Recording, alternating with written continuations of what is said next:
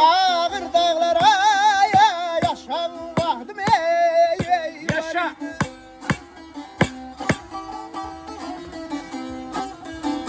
Hele girdin ay kollarımın zülümler.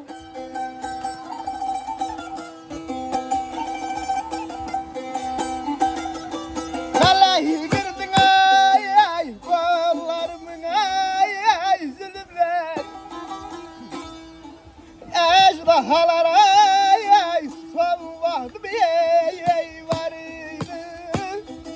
Ejdahalara son vaxtım var idi. Yaşa.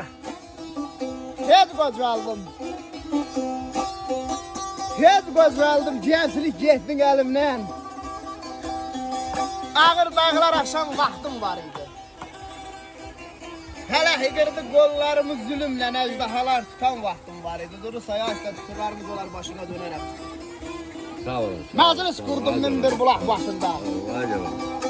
Ellərimin torpağında, daşında əşkar gördüm gədiklərin başında, bərələrdə yatan vaxt. Yaşa. Yaşa. Dağ örtülər boran qara düşəndə. Dağ örtülər boran qara düşəndə. Azaqlı tək intizara düşəndə. Vəfalı dostlarım dara düşəndə imdadına çatan vaxtım var idi. Aşk turan elə hava çalgınən. Qoy cavan ürəklər laləzar olsun. Açılsın qəlbimin gülü, çiçəyin, insanın baharı tazə tər olsun.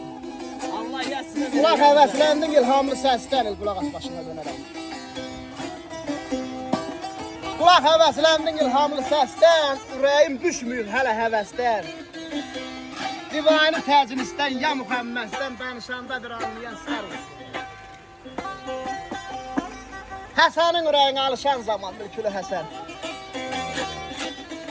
Həsənin ürəyinə alışan zaman, şeir aləmində çalışan zaman, bir alim istərəm danışan zaman, kəlməsin qanana bir əsər olsun. Yaşa. Var olun, Yaşa. həmişə Yaşa. Yaşa. Tez ol görüm ben yaşayırım onsuz. Olsa iyi də. Ayağına tulla onu.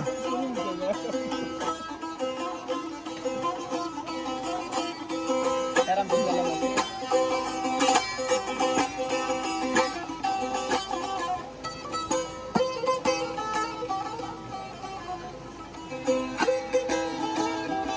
Sizin qoyum, mən absat da